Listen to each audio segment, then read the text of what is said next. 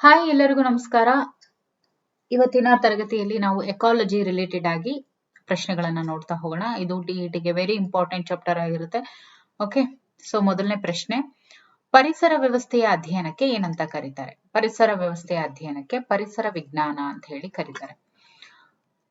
ಪರಿಸರದಲ್ಲಿನ ಎಲ್ಲಾ ಜೀವಿಗಳನ್ನ ಒಳಗೊಂಡಿರುವಂತಹ ಘಟಕ ಯಾವುದು ಅಂದ್ರೆ ಅದು ಬಯೋಸ್ಪಿಯರ್. ಬಯೋಸ್ಪಿಯರ್ ಏನಿದೆ, ಇದು ಪರಿಸರದಲ್ಲಿ ಇರುವಂತಹ ಎಲ್ಲಾ ಜೀವಿಗಳು ಅಂದ್ರೆ ಮನುಷ್ಯ ಆಗಿರ್ಬೋದು, ಸೂಕ್ಷ್ಮ ಜೀವಿಗಳಾಗಿರ್ಬೋದು, ಪ್ರಾಣಿಗಳು, ಪಕ್ಷಿಗಳು ಎಲ್ಲವನ್ನೂ ಒಳಗೊಂಡಿರುವಂತಹ ಒಂದು ಘಟಕ ಅಂದ್ರೆ ಅದು ಬಯೋಸ್ಪಿಯರ್ ಆಗಿದೆ. ಒಂದು ನಿರ್ದಿಷ್ಟ ಪ್ರದೇಶದಲ್ಲಿನ ಜೀವಿಗಳ ಗುಂಪಿಗೆ ಏನಂತ ಕರೀತಾರೆ? ಒಂದು ನಿರ್ದಿಷ್ಟ ಪ್ರದೇಶ, ಸೊ ಒಂದು ಪರ್ಟಿಕ್ಯುಲರ್ ಏರಿಯಾದಲ್ಲಿ ವಾಸ ಮಾಡುವಂತಹ ಜೀವಿಗಳ ಗುಂಪಿಗೆ ಸಮುದಾಯ ಅಂತ ಹೇಳಿ ಕರೀತಾರೆ. ಇನ್ನು ಪರಿಸರದಲ್ಲಿ ಅಜೈವಿಕ ಘಟಕಗಳಿಗೆ ಉದಾಹರಣೆ ಅಂತ ಹೇಳಿದ್ರೆ ಅದು ಸಸ್ಯ, ಪ್ರಾಣಿ, ನೀರು ಮತ್ತು ಮಣ್ಣು, ಬ್ಯಾಕ್ಟೀರಿಯಾ ಅಂತ ಇದೆ. ಸೊ ನೀರು ಮತ್ತು ಮಣ್ಣು ಇಸ್ ದ ರೈಟ್ ಆನ್ಸರ್. ಪರಿಸರ ವ್ಯವಸ್ಥೆಯಲ್ಲಿ ಜೈವಿಕ ಘಟಕಗಳಿಗೆ ಉದಾಹರಣೆ ಕೊಡಿ. ಜೈವಿಕ ಘಟಕಗಳು ಅಂತ ಅಂದ್ರೆ ಸಸ್ಯಗಳು ಮತ್ತು ಪ್ರಾಣಿಗಳು. ಆಹಾರವನ್ನ ಸ್ವತಃ ತಯಾರಿಸುವಂತ ಜೀವಿಗಳನ್ನ ಏನಂತ ಕರೀತಾರೆ? ಸ್ವಪೋಷಕಗಳು ಅಂತ ಕರೀತಾರೆ. ಇತರ ಜೀವಿಗಳನ್ನ ಅವಲಂಬಿಸಿ ಬದುಕುವ ಜೀವಿಗಳಿಗೆ ಏನಂತ ಕರೀತಾರೆ? ಪರಪೋಷಕಗಳು ಅಂತ ಕರೀತಾರೆ. ಸತ್ತ ಜೀವಿಗಳನ್ನ ವಿಭಜಿಸಿ ಪೋಷಕಾಂಶಗಳನ್ನ ಮಣ್ಣಿಗೆ ಸೇರಿಸುವ ಜೀವಿಗಳು ಅಂತ ಹೇಳಿದ್ರೆ ಅವುಗಳನ್ನ ವಿಭಜಕಗಳು ಅಂದ್ರೆ ಡಿಕಂಪೋಸರ್ಸ್ ಅಂತ ಹೇಳ್ತೀವಿ. ಆಹಾರ ಸರಪಳಿಯಲ್ಲಿ ಹುಲ್ಲಿನ ಜೀವಿಗಳು ಯಾವ ವರ್ಗಕ್ಕೆ ಸೇರಿದೆ ಅಂತ ಹೇಳಿದ್ರೆ ಉತ್ಪಾದಕರ ಗುಂಪಿಗೆ ಸೇರಿದೆ. ಇನ್ನು ಆಹಾರ ಸರಪಳಿಯಲ್ಲಿ ಜಿಂಕೆ ಯಾವ ವರ್ಗಕ್ಕೆ ಸೇರಿದೆ ಅಂತ ಹೇಳಿದ್ರೆ ಅದು ಪ್ರಾಥಮಿಕ ಗ್ರಾಹಕರು. ಯಾಕಂದ್ರೆ ಜಿಂಕೆ ಹುಲ್ಲನ್ನ ತಿನ್ನುತ್ತೆ, ಸೊ ಹುಲ್ಲು ಪ್ರಾಥಮಿಕ ಗ್ರಾಹಕ. ಸೊ ಹುಲ್ಲು ಗ್ರಾಹಕ, ಓಕೆ ಸಾರಿ, ಹುಲ್ಲು ಏನಿದೆ ಇದು ಉತ್ಪಾದಕ, ಪ್ರೊಡ್ಯೂಸರ್. ಇದು ಯಾವುದು? ಹುಲ್ಲನ್ನ ತಿನ್ನುವಂತ ಒಂದು ಯಾವುದು ಜಿಂಕೆ ಏನಿದೆ, ಹುಲ್ಲನ್ನ ತಿನ್ನುವಂತ ಜಿಂಕೆ ಏನಿದೆ ಅದು ಪ್ರಾಥಮಿಕ ಗ್ರಾಹಕ ಅಥವಾ ಪ್ರಾಥಮಿಕ ಭಕ್ಷಕ ಅಂತ ಹೇಳ್ಬೋದು. ಇನ್ನು ಇಕೋಸಿಸ್ಟಮ್ ಅಂದ್ರೆ ಪರಿಸರ ವ್ಯವಸ್ಥೆ, ಈ ಒಂದು ಪದವನ್ನ ಮೊಟ್ಟ ಮೊದಲು ಬಳಸಿದವರು ಅಂದ್ರೆ ಆರ್ಥರ್ ಟಾನ್ಸ್ಲೆ ಅವರು.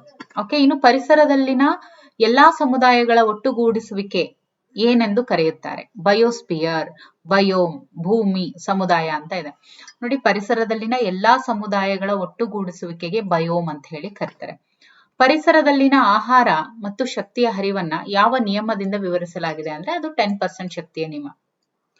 ಆಹಾರ ಸರಪಳಿಯಲ್ಲಿ ಒಂದು ಪೋಷಕಾಂಶ ಮಟ್ಟದಿಂದ ಇನ್ನೊಂದು ಪೋಷಕಾಂಶ ಮಟ್ಟಕ್ಕೆ ಎಷ್ಟು ಶಕ್ತಿ ವರ್ಗಾವಣೆ ಆಗುತ್ತೆ ಅಂದ್ರೆ ಅದನ್ನೇ ನಾವು 10% ಲಾ ಅಂತ ಹೇಳಿ ಕರಿತೀವಿ. That is 10%. ಇನ್ನು ಪರಿಸರ ವ್ಯವಸ್ಥೆಯ ಅತಿ ದೊಡ್ಡ ಪಾತ್ರ ವಹಿಸುವಂತಹ ಜೀವಿ ಯಾವುದು? ಅದು ವಿಭಜಕಗಳು.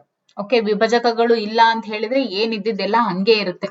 ಸೊ ವಿಭಜಕಗಳು ಈಸ್ ವೆರಿ ಇಂಪಾರ್ಟೆಂಟ್. ಓಕೆ, ಪರಿಸರ ವ್ಯವಸ್ಥೆಯಲ್ಲಿ ಅತಿ ದೊಡ್ಡ ಪಾತ್ರವನ್ನ ಈ ಒಂದು ಡಿಕಂಪೋಸರ್ಸ್ ನಿರ್ವಹಿಸ್ತವೆ. ಇನ್ನು ಪರಿಸರದಲ್ಲಿ ಪ್ರಬಲ ಜೀವಿಗಳು ಒಂದು ಪ್ರದೇಶದಲ್ಲಿ ಪ್ರಾಬಲ್ಯ ಸಾಧಿಸಿದ್ರೆ ಅದಕ್ಕೆ ಏನಂತ ಕರೀತಾರೆ? ಪ್ರಾಬಲ್ಯ ಅಂತ ಹೇಳಿ ಕರೀತಾರೆ.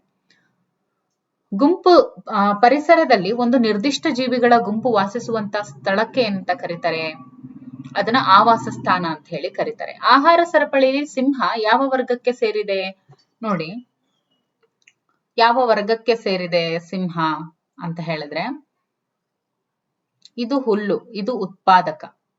ಓಕೆ, ಇದನ್ನ ತಿನ್ನುವಂತ ಜಿಂಕೆ ಏನಿದೆ ಇದು ಪ್ರಥಮ ಗ್ರಾಹಕ. ಓಕೆ, ಜಿಂಕೆಯನ್ನ ತಿಂದು ಬದುಕುವಂತ ಮನುಷ್ಯ ಏನಿದಾನೆ ಅದು, ಈಗ ಜಿಂಕೆನ ತಿನ್ನೋರು ತಿಂತಾರೆ. ಓಕೆ, ಸೊ ಅಂದ್ರೆ ಜಿಂಕೆಯನ್ನ ಒಂದು ಪ್ರಾಣಿ ತಿನ್ನುತ್ತೆ, ಸೊ ಅದನ್ನ ತಿನ್ನುವಂತಹ ಈ ಒಂದು ಯಾವುದು ಸಿಂಹ ಏನಿದೆ ಇದು ತೃತೀಯ ಗ್ರಾಹಕ ಆಗುತ್ತೆ. ಪರಿಸರದಲ್ಲಿನ ವಿವಿಧ ಜೀವ ಸಂಕುಲಗಳು ಒಂದಕ್ಕೊಂದು ಹೇಗೆ ಪರಸ್ಪರ ಅವಲಂಬಿತ ಆಗಿದೆ ಅನ್ನೋದನ್ನ ಅಧ್ಯಯನ ಮಾಡುವಂತ ವಿಜ್ಞಾನ ಶಾಖೆ ಯಾವುದು? ದಟ್ ಇಸ್ ಪರಿಸರ ವಿಜ್ಞಾನ. ಯಾವ ಜೀವಿಗಳು ಶಕ್ತಿಯನ್ನ ಉತ್ಪಾದಿಸೋದಕ್ಕೆ ಸೂರ್ಯನ ಬೆಳಕನ್ನ ಬಳಸ್ತವೆ ಅಂತ ಹೇಳಿದ್ರೆ ಅದು ಹಸಿರು ಸಸ್ಯಗಳು. ನೈಸರ್ಗಿಕ ಪರಿಸರದಲ್ಲಿ ಆಹಾರ ಮತ್ತು ಶಕ್ತಿ ಹರಿಯುವಿಕೆಯನ್ನ ಯಾವುದರ ಮೂಲಕ ತೋರಿಸಲಾಗುತ್ತೆ ಅಂದ್ರೆ ಅದು ಆಹಾರ ಸರಪಳಿ ಮತ್ತು ಆಹಾರ ಜಾಲ. ಆಹಾರ ಸರಪಳಿಯಲ್ಲಿ ಯಾವ ಜೀವಿಗಳು ಸೂರ್ಯನ ಬೆಳಕನ್ನ ನೇರವಾಗಿ ಬಳಸೋದಿಲ್ಲ ಅಂತ ಹೇಳಿದ್ರೆ ಪರಪೋಷಕಗಳು ನೇರವಾಗಿ ಬಳಸೋದಿಲ್ಲ. ಜೀವಿಗಳ ಮತ್ತು ಪರಿಸರದ ನಡುವಿನ ಸಂಬಂಧವನ್ನ ವಿವರಿಸುವಂತಹ ಜ್ಞಾನದ ಶಾಖೆಯನ್ನ ನಾವು ಪರಿಸರ ವಿಜ್ಞಾನ ಅಂತ ಹೇಳಿ ಕರಿತೀವಿ. ಯಾವ ಜೀವಿಗಳು ಆಹಾರಕ್ಕಾಗಿ ಇತರ ಜೀವಿಗಳನ್ನ ಕೊಂದು ತಿಂತವೆ ಅಂದ್ರೆ ಅವು ಮಾಂಸಾಹಾರಿಗಳು. ಯಾವ ಜೀವಿಗಳು ಸಸ್ಯ ಮತ್ತು ಪ್ರಾಣಿ ಎರಡನ್ನು ತಿಂತವೆ? ಅವುಗಳನ್ನು ಮಿಶ್ರಹಾರಿಗಳು ಅಥವಾ ಸರ್ವಪಕ್ಷಕರು ಅಂತ ಹೇಳಿ ಕರಿತೇವೆ. ಇನ್ನು ನೈಸರ್ಗಿಕ ಪರಿಸರದಲ್ಲಿ ಸಮತೋಲನವನ್ನ ಕಾಪಾಡೋದಕ್ಕೆ ಯಾವ ಜೀವಿಗಳು ಪ್ರಮುಖ ಪಾತ್ರವನ್ನ ವಹಿಸ್ತವೆ ಅಂದ್ರೆ ಉತ್ಪಾದಕರು, ಗ್ರಾಹಕರು, ವಿಭಜಕರು. ಇಲ್ಲಿ ಕೇಳಿರೋದು ಸಮತೋಲನ ಅಂದ್ರೆ ಬ್ಯಾಲೆನ್ಸ್ ಮಾಡ್ಬೇಕು ಅಂದ್ರೆ ಉತ್ಪಾದಕರು, ಗ್ರಾಹಕರು, ವಿಭಜಕರು ಎಲ್ಲವೂ ಕೂಡ ಮುಖ್ಯ ಆಗುತ್ತೆ. ನಿಸರ್ಗದ ಸ್ವಚ್ಛಕಾರರು ಅಂತ ಹೇಳಿ ವಿಭಜಕಗಳನ್ನ ಕರೀತಾರೆ. ಯಾವ ಜೀವಿಗಳು ಅನಿರೀಕ್ಷಿತ ಹವಾಮಾನ ಬದಲಾವಣೆಗಿಂತ ಹೆಚ್ಚು ಬಾಧಿತವಾಗ್ತವೆ ಅಂದ್ರೆ ದಟ್ ಇಸ್ ಸೂಕ್ಷ್ಮ ಜೀವಿಗಳು. ಆಹಾರ ಸರಪಳಿಯಲ್ಲಿನ ಪ್ರತಿಯೊಂದು ಹಂತವನ್ನ ಏನಂತ ಕರೀತಾರೆ? ಪೋಷಕಾಂಶದ ಮಟ್ಟ ಅಂತ ಹೇಳಿ ಕರೀತಾರೆ. ಪರಿಸರದಲ್ಲಿನ ಪ್ರಮುಖ ಪೋಷಕಾಂಶ ಚಕ್ರಗಳು ಯಾವುವು ಅಂತ ಹೇಳಿದ್ರೆ ಇಂಗಾಲದ ಚಕ್ರ ಹೌದು, ಸಾರಜನಕ ಚಕ್ರ ಹೌದು, ಜಲಜನಕ ಚಕ್ರನೂ ಹೌದು. ಪ್ರಕೃತಿಯಲ್ಲಿನ ಸಾರಜನಕ ಸ್ಥಿರೀಕರಣಕ್ಕೆ ಯಾವ ಜೀವಿಗಳು ಕಾರಣ ಅಂತ ಹೇಳಿದ್ರೆ ಅದು ರೈಸೋಬಿಯಂ ಬ್ಯಾಕ್ಟೀರಿಯಾ. ಮಾನವನ ಯಾವ ಚಟುವಟಿಕೆಗಳು ಪರಿಸರಕ್ಕೆ ಹಾನಿಕಾರಕ ಅಂತ ಹೇಳಿದ್ರೆ ಕೈಗಾರೀಕರಣ, ಅರಣ್ಯ ನಾಶ, ನಗರೀಕರಣ ಇವೆಲ್ಲವೂ ಕೂಡ ಕಾರಣ. ಸಮುದ್ರ ಪರಿಸರದಲ್ಲಿ ಯಾವ ಜೀವಿಗಳು ಆಹಾರ ಸರಪಳಿಯ ತಳದಲ್ಲಿ ಇದೆ ಅಂತ ಹೇಳಿದ್ರೆ ಅವು ಸಣ್ಣ ಪಾಚಿಗಳು. ನಿಸರ್ಗದಲ್ಲಿನ ಎಲ್ಲಾ ಜೀವಿಗಳು ಒಂದೇ ತಂತ್ರದಲ್ಲಿ ಬದುಕಲು ಪ್ರಯತ್ನಿಸುತ್ತಿವೆ ಎಂಬ ತತ್ವಕ್ಕೆ ಏನಂತ ಕರೀತಾರೆ ಅಂದ್ರೆ ಅದು ಸ್ಪರ್ಧೆಯ ನಿಯಮ ಅಂತ ಹೇಳಿ ಕರೀತಾರೆ. ಪರಿಸರದಲ್ಲಿನ ವಿಭಜಕಗಳು ತಮ್ಮ ಆಹಾರವನ್ನ ಹೇಗೆ ಪಡಿತವೆ ಅಂದ್ರೆ ಅವು ಸತ್ತ ಜೀವಿಗಳಿಂದ ತಮ್ಮ ಆಹಾರವನ್ನ ಪಡಿತವೆ. ಒಂದು ಪರಿಸರ ವ್ಯವಸ್ಥೆಯಲ್ಲಿನ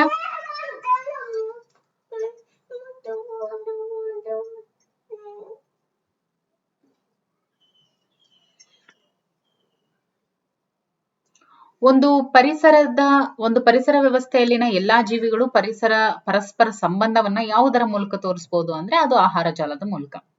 ಯಾವ ಜೀವಿಗಳು ಆಹಾರ ಸರಪಳಿಯಲ್ಲಿ ಕೊನೆಯ ಸ್ಥಾನವನ್ನ ಆಕ್ರಮಿಸ್ತವೆ ಅಂದ್ರೆ ಅವು ತೃತೀಯ ಗ್ರಾಹಕರು ಮಾತ್ರ. ಪರಿಸರದಲ್ಲಿನ ಶಕ್ತಿ ಹರಿವಿನ ದಿಕ್ಕು ಯಾವ ರೀತಿಯಾಗಿರುತ್ತೆ ಅಂದ್ರೆ ಅದು ಏಕಮುಖವಾಗಿ ಇರುತ್ತೆ. This is very important. ಪ್ರತಿ ಸತಿ ಪ್ರಶ್ನೆ ರಿಪೀಟ್ ಆಗಿದೆ. ಯಾವ ಜೀವಿಗಳು ಪರಿಸರದಲ್ಲಿನ ಇಂಗಾಲವನ್ನ ಹೀರ್ಕೊಳ್ತವೆ ಅಂದ್ರೆ ದಟ್ ಈಸ್ ಸಸ್ಯಗಳು. ಪರಿಸರದಲ್ಲಿನ ಶುದ್ಧೀಕರಣಕ್ಕೆ ಜವಾಬ್ದಾರಿಯಾದಂತ ಜೀವಿಗಳು ಯಾವುವು ಅಂದ್ರೆ ಅವು ವಿಭಜಕಗಳು. ನಿಸರ್ಗದ ಯಾವ ಭಾಗವು ಜೀವಿಗಳಿಲ್ಲದೆ ಇರುತ್ತೆ ಅಂತ ಹೇಳಿದ್ರೆ ಅದು ಪರಿಸರ ವ್ಯವಸ್ಥೆ, ಬಯೋಸ್ಪಿಯರ್, ಬಯೋಮ್ ಇವೆಲ್ಲವೂ ಕೂಡ ಜೀವಿಗಳಿಲ್ಲದೆ ಇರುವಂತದ್ದು. ಇನ್ನು ಯಾವ ಜೀವಿಗಳು ಆಹಾರಕ್ಕಾಗಿ ಸಸ್ಯಗಳನ್ನ ಮಾತ್ರ ಅವಲಂಬಿಸಿರ್ತವೆ ಅಂದ್ರೆ ಅವು ಸಸ್ಯಾಹಾರಿಗಳು. ಯಾವ ಜೀವಿಗಳು ತಮ್ಮ ಆಹಾರವನ್ನ ತಯಾರಿಸೋದಕ್ಕೆ ಸೂರ್ಯನ ಬೆಳಕನ್ನ ಬಳಸೋದಿಲ್ಲ ಅಂತ ಹೇಳಿದ್ರೆ ಅದು ಶಿಲೀಂಧ್ರಗಳು ಮಾತ್ರ. ಪರಿಸರದಲ್ಲಿ ಯಾವ ಕ್ರಿಯೆಯು ಪರಿಸರದ ಸಮತೋಲನವನ್ನ ಕಾಪಾಡುತ್ತೆ ಅಂದ್ರೆ ನೋಡಿ, ನೈಸರ್ಗಿಕ ಕ್ರಿಯೆ, ಆಹಾರ ಜಾಲ, ಸಂತಾನೋತ್ಪತ್ತಿ ಅಂತ ಇದೆ. ಈ ಆಹಾರ ಜಾಲ ಏನಿದೆ ಇದು ಪರಿಸರದ ಸಮತೋಲನವನ್ನ ಕಾಪಾಡುತ್ತೆ. ನಿಸರ್ಗದಲ್ಲಿ ಇಂಗಾಲದ ಅತಿ ದೊಡ್ಡ ಸಂಗ್ರಹ ಎಲ್ಲಿರುತ್ತೆ ಅಂದ್ರೆ ಅದು ಸಾಗರದಲ್ಲಿ ಇರುತ್ತೆ. ಇನ್ನು ಪರಿಸರದಲ್ಲಿನ ಜೈವಿಕ ಮತ್ತು ಅಜೈವಿಕ ಘಟಕಗಳ ನಡುವಿನ ಪರಸ್ಪರ ಸಂಬಂಧವನ್ನ ಏನಂತ ಕರೀತಾರೆ ಅಂದ್ರೆ ಅದನ್ನ ಪರಿಸರ ವ್ಯವಸ್ಥೆ ಅಂತ ಹೇಳಿ ಕರೀತಾರೆ. ಪರಿಸರದಲ್ಲಿನ ಗ್ರಾಹಕರು ಯಾವ ವರ್ಗಕ್ಕೆ ಸೇರಿದ್ದಾರೆ? ಗ್ರಾಹಕರು ಅಂತ ಹೇಳಿದ್ರೆ ಅವು ಪರಪೋಷಕಗಳಾಗಿ ಕಾರ್ಯವನ್ನ ನಿರ್ವಹಿಸ್ತವೆ. ಇನ್ನು ಒಂದು ಪರಿಸರ ವ್ಯವಸ್ಥೆಯಲ್ಲಿನ ಜೈವಿಕ ಅಂಶಗಳಿಗೆ ಉದಾಹರಣೆ ಅಂತ ಹೇಳಿದ್ರೆ ಸಸ್ಯ, ಪ್ರಾಣಿ, ಶಿಲೀಂಧ್ರ ಇವೆಲ್ಲವೂ ಕೂಡ ಜೈವಿಕ ಅಂಶಗಳಿಗೆ ಉದಾಹರಣೆ. ಬಯೋಮ್ ಅಂದ್ರೆ ಏನು? ಒಂದು ದೊಡ್ಡ ಪರಿಸರ ವ್ಯವಸ್ಥೆಯನ್ನೇ ಬಯೋಮ್ ಅಂತ ಹೇಳಿ ಕರೀತಾರೆ. ಒಂದು ನಿರ್ದಿಷ್ಟ ಪರಿಸರದಲ್ಲಿನ ಪ್ರಾಣಿಗಳ ಮತ್ತು ಸಸ್ಯಗಳ ಪೋಷಕಾಂಶಗಳ ವರ್ಗಾವಣೆಯನ್ನ ಏನಂತ ಕರೀತಾರೆ? ನೋಡಿ, ಒಂದು ನಿರ್ದಿಷ್ಟ ಪರಿಸರದಲ್ಲಿನ ಪ್ರಾಣಿಗಳ ಮತ್ತು ಸಸ್ಯಗಳ ಪೋಷಕಾಂಶಗಳ ವರ್ಗಾವಣೆಯನ್ನ ಆಹಾರ ಸರಪಳಿ ಅಂತ ಕರೀತಾರೆ. ಪರಿಸರದಲ್ಲಿನ ಯಾವ ಜೀವಿಗಳು ಪ್ರಾಣಿಗಳ ಮತ್ತು ಸಸ್ಯಗಳ ತ್ಯಾಜ್ಯವನ್ನ ವಿಭಜಿಸ್ತವೆ ಅಂತ ಹೇಳಿದ್ರೆ ಅವು ಸೂಕ್ಷ್ಮ ಜೀವಿಗಳು. ಯಾವ ವಾಯುಮಂಡಲದ ಪದರವು ಓಝೋನ್ ಪದರವನ್ನ ಹೊಂದಿದೆ ಅಂತ ಹೇಳಿದ್ರೆ ದಟ್ ಇಸ್ ಸ್ಟ್ರಾಟೋಸ್ಪಿಯರ್. ಓಝೋನ್ ಪದರವು ಯಾವ ರೀತಿಯ ವಿಕಿರಣವನ್ನ ಭೂಮಿಗೆ ರಕ್ಷಿಸುತ್ತೆ, ಭೂಮಿಯನ್ನ ರಕ್ಷಿಸುತ್ತೆ ಅಂತ ಹೇಳಿದ್ರೆ that is ultra violet race. Okay, ultra violet radiation. ಇನ್ನು ಪರಿಸರದಲ್ಲಿ ಇಂಗಾಲದ ಚಕ್ರದಲ್ಲಿ ಪ್ರಮುಖ ಪಾತ್ರ ವಹಿಸುವಂತ ಪ್ರಕ್ರಿಯೆ ಬಂದು ಅದು ಉಸಿರಾಟ ಮತ್ತು ದ್ಯುತಿಸಂಶ್ಲೇಷಣೆ. ಯಾವ ಅನಿಲವು ಹಸಿರುಮನೆ ಅನಿಲಕ್ಕೆ ಉದಾಹರಣೆ ಅಂತ ಹೇಳಿದ್ರೆ ದಟ್ ಇಸ್ ಇಂಗಾಲದ ಡೈಆಕ್ಸೈಡ್. ಜಲಮಂಡಲದಲ್ಲಿನ ಪರಿಸರ ವ್ಯವಸ್ಥೆ ಯಾವುದು ಅಂದ್ರೆ ಸಾಗರ, ನದಿ, ಸರೋವರ ಇವೆಲ್ಲವೂ ಕೂಡ. ಯಾವ ಜೀವಿಗಳು ಪರಿಸರದಲ್ಲಿನ ನೈಟ್ರೇಟ್ ಗಳನ್ನ ವಿಭಜಿಸ್ತವೆ ಅಂತ ಹೇಳಿದ್ರೆ that is denitrifying bacteria. Okay, denitrifying bacteria ಏನಿದೆ ಇವು ನೈಟ್ರೇಟ್ ಗಳನ್ನ ವಿಭಜಿಸ್ತವೆ. ಇನ್ನು ಪರಿಸರದಲ್ಲಿನ ಮಾಂಸಾಹಾರಿಗಳ ಮತ್ತು ಸಸ್ಯಾಹಾರಿಗಳ ನಡುವಿನ ಪರಸ್ಪರ ಸಂಬಂಧವನ್ನ ಏನಂತ ಕರೀತಾರೆ? ಪರಭಕ್ಷಕ ಅಂತ ಹೇಳಿ ಕರೀತಾರೆ. ವಾಯುಮಂಡಲದಲ್ಲಿ ಯಾವ ಅನಿಲದ ಪ್ರಮಾಣ ಹೆಚ್ಚಾಗಿದೆ ಅಂತ ಹೇಳಿದ್ರೆ ಅದು ಸಾರಜನಕ, ಮೀನ್ಸ್ 90, ಯಾವುದು ನೈಟ್ರೋಜನ್ ಅಂತ ಹೇಳ್ತೀವಿ, ಅದು 78% ಇದೆ. ಓಕೆ, ಪರಿಸರ ವಿಜ್ಞಾನದಲ್ಲಿನ ಜೈವಿಕ ವಿಂಗಡಣೆ ಅಂತ ಅಂದ್ರೆ ಏನು? ಜೀವಿಗಳ ವೈವಿಧ್ಯತೆ ಅಂತ ಹೇಳ್ತೀವಿ. ಪರಿಸರದಲ್ಲಿ ಯಾವ ಕ್ರಿಯೆಯ ಅಥವಾ ಯಾವ ಕ್ರಿಯೆಯು ಪರಿಸರದ ಸಮತೋಲನಕ್ಕೆ ಮುಖ್ಯವಾಗಿದೆ ಅಂದ್ರೆ ಜಲಚಕ್ರ, ಆಹಾರ ಸರಪಳಿ, ಸಾರಜನಕ ಚಕ್ರ ಇವೆಲ್ಲವೂ ಕೂಡ. ಪರಿಸರದಲ್ಲಿನ ಆಹಾರ ಮತ್ತು ಶಕ್ತಿಯ ಹರಿವನ್ನ ಯಾವುದರಿಂದ ಅಳೆಯಲಾಗುತ್ತೆ ಅಂದ್ರೆ ಅದು ಪೋಷಕಾಂಶಗಳ ಮಟ್ಟದಿಂದ ಅಳೆಯಲಾಗುತ್ತೆ. ಯಾವ ವಾಯು ಮಾಲಿನ್ಯಕಾರಕಗಳು ಓಝೋನ್ ಪದರವನ್ನ ನಾಶಪಡಿಸ್ತವೆ ಅಂದ್ರೆ ಕ್ಲೋರೋ ಫ್ಲೂರೋ ಕಾರ್ಬನ್ಸ್. ಪರಿಸರದಲ್ಲಿ ಯಾವ ಕ್ರಿಯೆಯು ಜೀವಿಗಳ ನಡುವಿನ ನಿಕಟ ಸಂಬಂಧವನ್ನು ವಿವರಿಸುತ್ತೆ ಅಂದ್ರೆ ದಟ್ ಈಸ್ ಸಹಜೀವನ. ಇನ್ನು ನಿಸರ್ಗದ ಯಾವ ಭಾಗವು ಜೀವಿಗಳ ವಿಕಸನಕ್ಕೆ ಸಂಬಂಧಿಸಿದೆ ಅಂದ್ರೆ ಪರಿಸರ ವ್ಯವಸ್ಥೆ ಸಂಬಂಧಿಸಿದೆ, ಆಹಾರ ಸರಪಳಿ ಸಂಬಂಧಿಸಿದೆ, ಜೊತೆಗೆ ಪರಿಸರ ಕೂಡ ಸಂಬಂಧಿಸಿದೆ. ಇನ್ನು ಪರಿಸರದಲ್ಲಿನ ತಗ್ಗಿಸುವ ಶಕ್ತಿ ಅಂದ್ರೆ ಏನು ಕ್ಯಾರಿಯಿಂಗ್ ಕೆಪಾಸಿಟಿ ಅಂತ ಹೇಳ್ತೀವಿ. ಹಂಗಂದ್ರೆ ಏನು ಅಂದ್ರೆ ಒಂದು ನಿರ್ದಿಷ್ಟ ಪ್ರದೇಶದಲ್ಲಿ ಪರಿಸರವು ಬೆಂಬಲಿಸುವ ಗರಿಷ್ಠ ಜೀವಿಗಳ ಸಂಖ್ಯೆ. ಓಕೆ, ಯಾವ ರೀತಿಯ ಪರಿಸರವು ಹೆಚ್ಚು ಜೈವಿಕ ವೈವಿಧ್ಯತೆಯನ್ನ ಹೊಂದಿರುತ್ತೆ ಅಂತ ಅಂದ್ರೆ ಅರಣ್ಯ. ಓಕೆ, ಪರಿಸರದಲ್ಲಿನ ಆಹಾರ ಮತ್ತು ಶಕ್ತಿಯ ಹರಿವಿನ ಕೊರತೆಗೆ ಮುಖ್ಯ ಕಾರಣ ಏನು ಅಂದ್ರೆ ಅರಣ್ಯ ನಾಶ. ಯಾವ ಜೀವಿಗಳು keystone species, okay, keystone species ಅಂತ ಕರೆಯಲ್ಪಡುತ್ತೆ. ಕೀಸ್ಟೋನ್ ಸ್ಪೀಶೀಸ್ ಅಂತ ಹೇಳಿ ಪರಿಸರದಲ್ಲಿನ ನಿರ್ದಿಷ್ಟ ಪರಿಸರ ವ್ಯವಸ್ಥೆಯನ್ನ ಕಾಪಾಡುವಲ್ಲಿ ಯಾವ ಜೀವಿಗಳು ಮುಖ್ಯ ಪಾತ್ರವನ್ನ ವಹಿಸ್ತವೋ ಅಂಥವುಗಳನ್ನ ಕೀಸ್ಟೋನ್ ಸ್ಪೀಶೀಸ್ ಅಂತ ಹೇಳಿ ಕರೀತಾರೆ. ಯಾವ ಜೀವಿಗಳು ವಾತಾವರಣದ ಕಾವಲುಗಾರರು ಅಂತ ಹೇಳಿ ಕರೀತಾರೆ ಅಂತ ಹೇಳಿದ್ರೆ ಉತ್ಪಾದಕರು ಮತ್ತು ವಿಭಜಕರು. ಓಕೆ, ಉತ್ಪಾದಕರು ಮತ್ತು ವಿಭಜಕರು ಏನಿದೆ ಇವುಗಳನ್ನ ವಾತಾವರಣದ ಕಾವಲುಗಾರರು ಅಂತ ಹೇಳಿ ಕರೀತಾರೆ. ಓಕೆ, ಉತ್ಪಾದಕರು ಮತ್ತು ವಿಭಜಕಗಳು ಇವು ಏನಿದಾವೆ ಪ್ರೊಡ್ಯೂಸರ್ಸ್ ಅಂಡ್ ಡಿಕಂಪೋಸರ್ಸ್, ಇವರನ್ನ ವಾತಾವರಣದ ಕಾವಲುಗಾರರು ಅಂತ ಹೇಳಿ ಕರೀತಾರೆ. ಓಕೆ.